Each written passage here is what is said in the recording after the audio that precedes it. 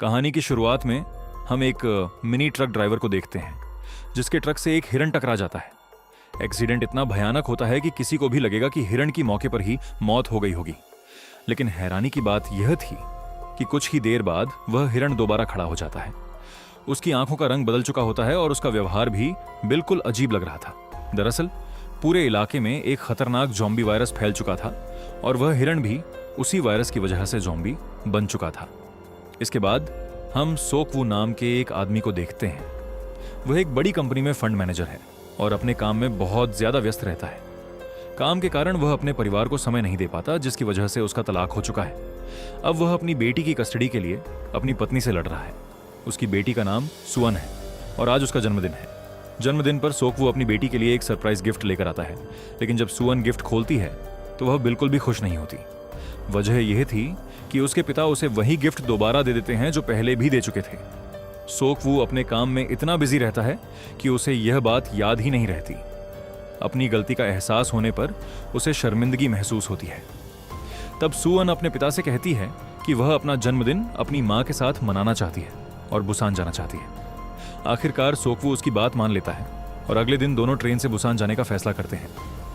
अगले दिन हम रेलवे स्टेशन देखते हैं जहां बुसान जाने वाली ट्रेन खड़ी होती है। सोक वू अपनी बेटी के साथ उसी ट्रेन में सवार हो जाता है। ट्रेन में कई तरह के यात्री मौजूद होते हैं। उनमें एक बेसबॉल टीम के खिलाड़ी भी होते हैं। उसी टीम में योंग गुक नाम का लड़का होता है और उसकी गर्लफ्रेंड जिन ही टीम की चीयरलीडर होती है। इसके अलावा ट्रेन में दो बुजुर्ग बहनें भी सफर कर रही होती हैं। वहीं एक बेघर आदमी भी ट्रेन में मौजूद होता है जो थोड़ा अजीब व्यवहार कर रहा था। जब उससे टिकट के बारे में पूछा जाता है तो वह कहता है कि जल्द ही सभी लोग मरने वाले हैं। ट्रेन में सांग हुआ नाम का एक मेहनती और बहादुर आदमी भी अपनी गर्भवती पत्नी सियोंग क्योंग के साथ सफर कर रहा होता है। जब ट्रेन चलने ही वाली होती है तभी एक घायल लड़की किसी तरह ट्रेन में चढ़ जाती है। उसके पैर पर गहरा घाव होता है, जैसे किसी ने उसे काट लिया हो। कुछ देर बाद उसकी हालत तेजी से बिगड़ने लगती है और वह अचानक नीचे गिर जाती है। उसे देखकर एक ट्रेन अटेंडेंट उसकी मदद के लिए पहुंचती है और मेडिकल टीम को बुलाने की कोशिश करती है। दूसरी तरफ सोक वू को उसके असिस्टेंट का फोन आता है जो बताता है कि पूरे शहर में दंगे और अफरा तफरी मची हुई है। बाहर का माहौल देखकर ऐसा लगता है कि कुछ बहुत बड़ा हो चुका है, लेकिन ट्रेन में मौजूद ज्यादातर लोगों को अभी तक यह नहीं पता होता कि पूरे शहर में ज़ॉम्बी वायरस फैल चुका है और लोग धीरे धीरे ज़ॉम्बी बनते जा रहे हैं। इसी बीच घायल लड़की पूरी तरह ज़ॉम्बी में बदल जाती है और सबसे पहले उस अटेंडेंट पर हमला कर देती है। वह उसे काट लेती है और कुछ ही पलों में अटेंडेंट भी संक्रमित हो जाती है। इसके बाद वह लड़की बेसबॉल टीम के कुछ खिलाड़ियों पर भी हमला कर देती है। अब संक्रमण तेजी से फैलने लगता है। अटेंडेंट भी ज़ॉम्बी बनकर दूसरे लोगों को काटने लगती है। देखते ही देखते ट्रेन के अंदर एक के बाद एक लोग संक्रमित होने लगते हैं और पूरा माहौल चीख पुकार और भगदड़ से भर जाता है। अब ट्रेन में मौजूद हर इंसान की जिंदगी खतरे में पड़ चुकी थी। अब पूरी ट्रेन में अफरा तफरी मच चुकी थी। लगभग पूरी बेसबॉल टीम ज़ॉम्बीज में बदल चुकी थी। जो भी उनके सामने आता वे उसे काट लेते और कुछ ही सेकंड में वह भी ज़ॉम्बी बन जाता। ट्रेन के बचे हुए यात्री अपनी जान बचाने के लिए एक डिब्बे से दूसरे डिब्बे में भाग रहे थे। दूसरी तरफ सोक वू अभी भी अपनी बेटी सुअन को ढूंढ रहा था। उसे खोजते खोजते वह एक ऐसे डिब्बे में पहुंच जाता है जहां लगभग सभी लोग ज़ॉम्बीज में बदल चुके होते हैं। जैसे ही ज़ॉम्बीज की नजर उस पर पड़ती है वे उसके पीछे दौड़ पड़ते हैं। तभी पीछे से सुअन अपने पिता को आवाज देती है। सोक वू तुरंत अपनी बेटी को पकड़ता है और उसे लेकर भागने लगता है। किसी तरह दोनों भागते हुए एक ऐसे डिब्बे में पहुंच जाते हैं जहां अभी तक कोई भी संक्रमित नहीं हुआ था। वहां मौजूद लोग जल्दी से दरवाजा बंद कर देते हैं और सोक वू और सुअन सुरक्षित अंदर आ जाते हैं। उधर सांग हुआ भी अपनी गर्भवती पत्नी को लेकर ज़ॉम्बीज से बचते हुए उसी डिब्बे तक पहुंच जाता है, लेकिन तब तक दरवाजा बंद हो चुका था। सांग हुआ बार बार अंदर मौजूद लोगों से दरवाजा खोलने की गुहार लगाता है। सोक वू कुछ पल के लिए सोच में पड़ जाता है कि दरवाजा खोले या नहीं, लेकिन जैसे ही ज़ॉम्बीज सांग हुआ और उसकी पत्नी के बेहद करीब पहुंच जाते हैं, सोक वू तुरंत दरवाजा खोल देता है। सांग हुआ और उसकी पत्नी अंदर आ जाते हैं और दरवाजा फिर से बंद कर दिया जाता है। हालांकि सांग हुआ इस बात से थोड़ा नाराज होता है, क्योंकि अगर दरवाजा खोलने में कुछ सेकंड और देर हो जाती तो शायद वह और उसकी पत्नी भी ज़ॉम्बीज का शिकार हो जाते। कुछ देर बाद ट्रेन में अनाउंसमेंट होती है कि ट्रेन अगले स्टेशन पर नहीं रुकेगी, लेकिन कुछ यात्री इसका विरोध करते हैं। उनका कहना था कि अगर ट्रेन नहीं रुकी तो सभी लोग ट्रेन के अंदर ही फंस जाएंगे। हालांकि ड्राइवर को ऊपर से स्टेशन पर न रुकने के आदेश मिले हुए थे। थोड़ी देर बाद जब ट्रेन अगले स्टेशन के पास से गुजरती है तो सभी लोग बाहर का भयानक नजारा देखते हैं। प्लेटफॉर्म पर मौजूद लोग ट्रेन को रोकने की कोशिश कर रहे थे। वहां चारों तरफ जॉम्बीज ने हमला कर रखा था। जो भी इंसान बचा हुआ था, जॉम्बीज उसे पकड़कर संक्रमित कर रहे थे। यह देखकर साफ हो जाता है कि वायरस अब पूरे शहर में फैल चुका है। कुछ समय बाद ट्रेन में फिर से घोषणा होती है कि अगला स्टेशन सुरक्षित है और वहां यात्रियों की सुरक्षा के लिए सेना तैनात की गई है। इसलिए ट्रेन अब अगले स्टेशन पर रुकेगी। सोक वू एक बड़ी कंपनी में फंड मैनेजर था और उसके ऊंचे अधिकारियों से अच्छे संबंध थे।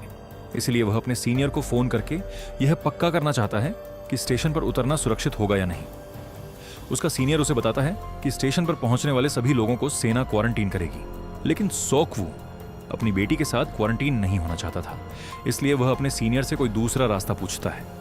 तब उसका सीनियर उसे एक अलग एग्जिट गेट के बारे में बताता है और कहता है कि वहां उसके आदमी मौजूद होंगे जो उन्हें सुरक्षित जगह पर ले जाएंगे।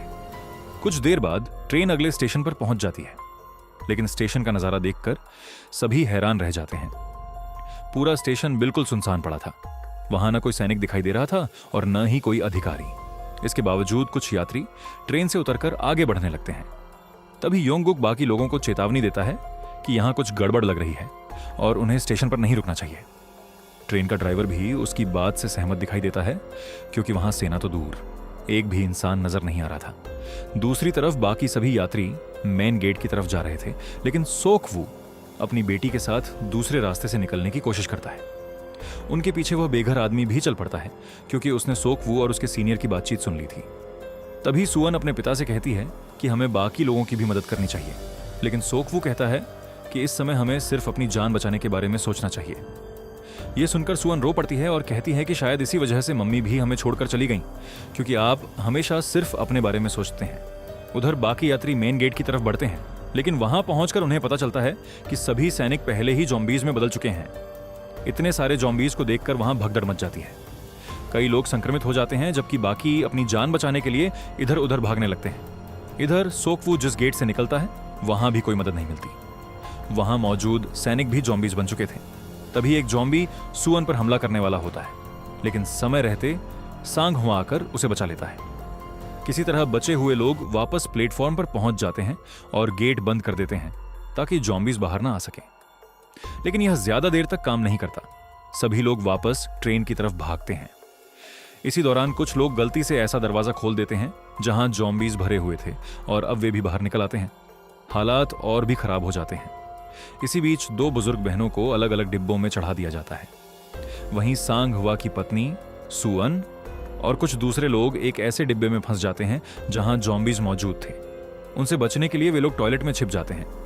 उधर योंगकुक अपनी दोस्त जिन्ही का इंतजार करना चाहता था, लेकिन ट्रेन अटेंडेंट और बाकी लोग ट्रेन को चलवा देते हैं। दूसरी तरफ सांग हुआ, सोकवू और वह बेघर आदमी किसी तरह जॉम्बीज से बचते हुए एक खाली डिब्बे में चढ़ जाते हैं, लेकिन तब तक ट्रेन चल चुकी होती है। ट्रेन में बैठा योंगकुक फोन करके बताता है कि उनके कई दोस्त मारे जा चुके हैं और कुछ लोग दूसरे डिब्बे में फंसे हुए हैं। इसके बाद सांग हुआ अपनी पत्नी को फोन करता है। उसकी पत्नी बताती है कि वे लोग डिब्बा नंबर 13 में टॉयलेट के अंदर छिपे हुए हैं। लेकिन समस्या यह थी कि सांग हुआ, सोकवू और बाकी लोग डिब्बा नंबर 9 में थे। अब उन्हें अपने साथियों तक पहुंचने के लिए जॉम्बीज से भरे कई डिब्बों को पार करना था। अब सोकवू, सांग हुआ और बाकी लोग अपने साथियों तक पहुंचने के लिए जॉम्बीज से भरे डिब्बों को पार करने की तैयारी करते हैं। सबसे पहले वे एक डिब्बे में घुसते हैं और पूरी ताकत से जॉम्बीज का सामना करते हुए आगे बढ़ जाते हैं। अगले डिब्बे में पहुंचकर वे देखते हैं कि पूरी बेसबॉल टीम जॉम्बीज में बदल चुकी है। अपने दोस्तों को इस हालत में देखकर योंगकुक बहुत दुखी हो जाता है। तभी ट्रेन एक टनल में पहुंच जाती है और पूरे डिब्बे में अंधेरा छा जाता है। यहां उन्हें एक महत्वपूर्ण बात पता चलती है कि जॉम्बीज अंधेरे में ठीक से देख नहीं सकते, इसलिए वे अंधेरे का फायदा उठाकर बिना लड़े चुपचाप जॉम्बीज के बीच से निकल जाते हैं और वह डिब्बा पार कर लेते हैं। इसके बाद सोकवू एक नया प्लान बनाता है। वह अपना मोबाइल जॉम्बीज के बीच फेंक देता है और दूसरे फोन से उस पर कॉल कर देता है। जैसे ही फोन की रिंगटोन बजती है, सभी जॉम्बीज आवाज की तरफ भागने लगते हैं। फिर अगली टनल में अंधेरा होते ही ये लोग चुपचाप दूसरी तरफ निकल जाते हैं। आखिरकार वे उस डिब्बे तक पहुंच जाते हैं जहां सुअन, सांग हुआ की पत्नी और बाकी लोग छिपे हुए थे। अपनी बेटी को देखकर सोकवू बहुत खुश हो जाता है और सांग हुआ भी अपनी पत्नी से मिलकर राहत महसूस करता है। लेकिन उनकी मुश्किलें अब भी खत्म नहीं हुई थीं। उन्हें एक और डिब्बा पार करना था। तभी उन्हें पता चलता है कि अगली टनल लगभग 3 मिनट बाद आने वाली है। वे फैसला करते हैं कि अंधेरा होते ही आगे बढ़ेंगे। दूसरी तरफ योंगगुक फोन करके जिन्ही को बताता है कि वे लोग आने वाले हैं और दरवाजा खुला रखना। यह सुनकर जिन्ही खुश हो जाती है और बाकी यात्रियों से दरवाजा खोलने के लिए कहती है, लेकिन योन सुख नाम का स्वार्थी बिजनेसमैन इसका विरोध करता है। वह कहता है कि कोई गारंटी नहीं है कि ये लोग संक्रमित नहीं हैं। अगर वे ज़ॉम्बीज़ के संपर्क में आए हैं तो हम सबको खतरा हो सकता है। उसकी बात सुनकर बाकी लोग भी डर जाते हैं और दरवाजा खोलने से मना कर देते हैं। इधर टनल आते ही सोक वू और उसका ग्रुप अंधेरे का फायदा उठाकर आखिरी डिब्बा पार कर लेते हैं। लेकिन जैसे ही वे दरवाजे तक पहुंचते हैं, टनल खत्म हो जाती है और ज़ॉम्बीज़ उनके पीछे पड़ जाते हैं। अंदर फंसे लोग दरवाजा खोलने को तैयार नहीं होते। एक तरफ सोक वू और उसके साथी बाहर से दरवाजा खोलने की कोशिश कर रहे थे, जबकि दूसरी तरफ योंगगुक और जिन्ही लोगों को मनाने की कोशिश कर रहे थे। आखिरकार काफी संघर्ष के बाद दरवाजा खुल जाता है और सभी लोग अंदर पहुंच जाते हैं, लेकिन उनकी जान बचाने के लिए सांघा पीछे रुक जाता है। वह अकेले ज़ॉम्बीज़ को रोकने लगता है ताकि बाकी लोग सुरक्षित अंदर जा सकें। मरने से पहले वह सोकवू से कहता है कि मेरी पत्नी और होने वाले बच्चे का ख्याल रखना। इसके बाद ज़ॉम्बीज़ उस पर टूट पड़ते हैं और वह अपनी जान गंवा देता है। इसी हमले में एक बुजुर्ग महिला की बहन भी मारी जाती है। यह देखकर सभी लोग दुखी हो जाते हैं। जब सोकवू और बाकी लोग सुरक्षित डिब्बे में पहुंचते हैं तो वह योन सुक पर बहुत गुस्सा करता है। वह कहता है कि अगर तुमने समय पर दरवाजा खोल दिया होता तो आज सांघवा और वह बुजुर्ग महिला जिंदा होते। लेकिन योन सुक को इससे कोई फर्क नहीं पड़ता। उल्टा वह बाकी यात्रियों को भड़काने लगता है। वह कहता है कि ये लोग ज़ॉम्बीज़ के इतने करीब रहे हैं, इसलिए हो सकता है कि ये भी संक्रमित हों। इसी वजह से वह मांग करता है कि इन्हें हमारे साथ नहीं बल्कि किसी दूसरे डिब्बे में भेज देना चाहिए। अब बाकी यात्री भी योन सुक की बात मान लेते हैं और सोकवू के ग्रुप को वहां से जाने के लिए कह देते हैं। उनके जाने के बाद बाकी यात्री दरवाजा मजबूती से बंद कर देते हैं ताकि कोई अंदर ना आ सके। दूसरी तरफ वह बुजुर्ग महिला अपनी बहन की मौत से पूरी तरह टूट चुकी थी। तभी वह बुजुर्ग महिला एक बड़ा फैसला लेती है। वह सोचती है कि जिन लोगों की वजह से उसकी बहन मरी, उन्हें भी अपने कर्मों की सजा मिलनी चाहिए। इसलिए वह डिब्बे का दरवाजा खोल देती है।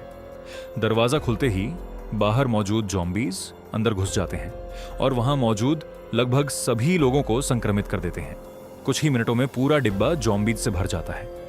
उधर सोकवू अपनी बेटी से वादा करता है कि वह उसे हर हाल में उसकी मां के पास सुरक्षित पहुंचाएगा। तभी ट्रेन एक स्टेशन पर आकर रुक जाती है।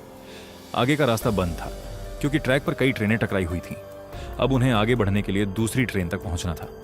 इसी बीच हम देखते हैं कि योन सुक एक ट्रेन अटेंडेंट के साथ टॉयलेट में छिपा हुआ है, लेकिन अपनी जान बचाने के लिए वह अटेंडेंट को ज़ॉम्बीज़ के बीच धक्का दे देता है और खुद वहां से भाग जाता है। दूसरी तरफ योंगगुक और जिन्ही भी दूसरी ट्रेन तक पहुंचने की कोशिश कर रहे थे, लेकिन रास्ते में जिन्ही ज़ॉम्बीज़ के बीच फंस जाती है और संक्रमित हो जाती है। योंगगुक उससे बहुत प्यार करता था, इसीलिए वह उसे छोड़कर नहीं जाता। कुछ ही देर में जिन्ही उसे भी काट लेती है और वह भी संक्रमित हो जाता है। तभी सामने से एक ट्रेन तेज रफ्तार में आकर टकरा जाती है। इस हादसे की वजह से वे लोग एक ट्रेन के नीचे फंस जाते हैं। उधर ट्रेन का ड्राइवर भी दूसरी ट्रेन तक पहुंच जाता है। वह योन सुक की मदद करने की कोशिश करता है, लेकिन योन सुक अपनी जान बचाने के लिए उसे भी ज़ॉम्बीज़ की तरफ धक्का दे देता है और खुद भाग जाता है। इसी दौरान वह बेघर आदमी जो शुरू से उनके साथ था, एक बार फिर बहादुरी दिखाता है। वह ज़ॉम्बीज़ को रोक कर खड़ा हो जाता है ताकि सोकवू, सुअन और प्रेग्नेंट महिला सुरक्षित बाहर निकल सकें। उसकी कुर्बानी की वजह से तीनों किसी तरह वहां से निकलने में कामयाब हो जाते हैं। इसके बाद सोकवू, सुअन और प्रेग्नेंट महिला एक चलती हुई ट्रेन की तरफ दौड़ने लगते हैं। उनके पीछे सैकड़ों ज़ॉम्बीज़ भाग रहे थे। हालात बेहद खतरनाक थे, लेकिन वे हार नहीं मानते और किसी तरह ट्रेन पर चढ़ जाते हैं। हालांकि कई ज़ॉम्बीज़ भी ट्रेन के पीछे लटक जाते हैं, जिसकी वजह से ट्रेन की रफ्तार धीमी हो जाती है। काफ़ी संघर्ष के बाद वे उनसे पीछा छुड़ा लेते हैं। जब सोकवू ट्रेन के आगे वाले हिस्से में पहुंचता है तो वहां योन सुक मिलता है, लेकिन अब वह संक्रमित हो चुका था और धीरे धीरे ज़ॉम्बी में बदल रहा था। पूरी तरह ज़ॉम्बी बनने से पहले ही वह अचानक सोकवू पर हमला कर देता है। सोकवू खुद को बचाने की पूरी कोशिश करता है, लेकिन लड़ाई के दौरान योन सुक उसे काट लेता है। अब सोकवू भी संक्रमित हो चुका था। यह समझते ही वह एक बहुत बड़ा फैसला लेता है। वह खुद को एक चेन से बांध लेता है और योन सुक को ट्रेन से नीचे गिरा देता है। इसके बाद उसे एहसास हो जाता है कि अब उसके पास ज्यादा समय नहीं बचा है। वायरस धीरे धीरे उसके शरीर में फैल रहा था और वह जानता था कि जल्द ही वह भी ज़ॉम्बी बन जाएगा। इसलिए वह जल्दी से अपनी बेटी सुअन और प्रेग्नेंट महिला को ट्रेन के इंजन वाले हिस्से में ले जाता है। वहां वह उन्हें ट्रेन चलाने और कुछ जरूरी बातों के बारे में समझाता है ताकि वे सुरक्षित बुसान तक पहुंच सकें। इसके बाद सोकवू अपनी बेटी से कहता है कि बुसान पहुंचने के बाद वह अपनी मां के पास चली जाए और तब तक इस आंटी के साथ ही रहे। यह सुनकर सुअन फूट फूट कर रोने लगती है। वह अपने पिता से अलग नहीं होना चाहती थी। सोकवू भी अपनी बेटी को छोड़ना नहीं चाहता था, लेकिन वह जानता था कि अगर वह वहीं रुका रहा तो जल्द ही जॉम्बी बन जाएगा और अपनी ही बेटी के लिए खतरा बन सकता है। इसीलिए अपनी बेटी की जान बचाने के लिए उसे यह कठिन फैसला लेना पड़ता है। इसके बाद वह इंजन रूम से बाहर आ जाता है। बाहर आकर वह बहुत भावुक हो जाता है और अपनी बेटी के साथ बिताए खूबसूरत पलों को याद करने लगता है। उसे सुअन का जन्म, उसके बचपन की यादें और उसके साथ बिताए सभी खास लम्हे याद आने लगते हैं। अपनी जिंदगी के आखिरी पलों में इन्हीं खूबसूरत यादों को आंखों में बसाए हुए सोकवू मुस्कुराते हुए ट्रेन से नीचे कूद जाता है। दूसरी तरफ सुअन अपने पिता के लिए लगातार रोती रहती है। कुछ समय बाद ट्रेन आखिरकार बुसान स्टेशन पहुंच जाती है। अब ट्रेन में सिर्फ सुअन और वह प्रेग्नेंट महिला ही बची थी। दोनों ट्रेन से उतरकर एक सुरंग के रास्ते आगे बढ़ने लगती हैं, लेकिन वहां तैनात मिलिट्री के जवान उन्हें दूर से देख लेते हैं। अंधेरा होने की वजह से सैनिक यह समझ नहीं पाते कि ये दोनों सामान्य इंसान हैं या संक्रमित जॉम्बीज। इसलिए वे उन पर निशाना साध लेते हैं और गोली चलाने की तैयारी करने लगते हैं। तभी सुअन अचानक वह गाना गाना शुरू कर देती है जो वह पहले अपने पिता को सुनाना चाहती थी। उसकी आवाज सुनकर सैनिकों को समझ आ जाता है कि ये दोनों इंसान हैं, जॉम्बीज नहीं। इसके बाद मिलिट्री के जवान तुरंत उनकी मदद के लिए आगे आते हैं और दोनों को सुरक्षित रेस्क्यू कर लेते हैं। यहीं पे ये कहानी खत्म होती है। अगर आपको ये वीडियो अच्छी लगी हो तो चैनल को सब्सक्राइब जरूर करें और वीडियो को लाइक करना बिल्कुल ना भूलें।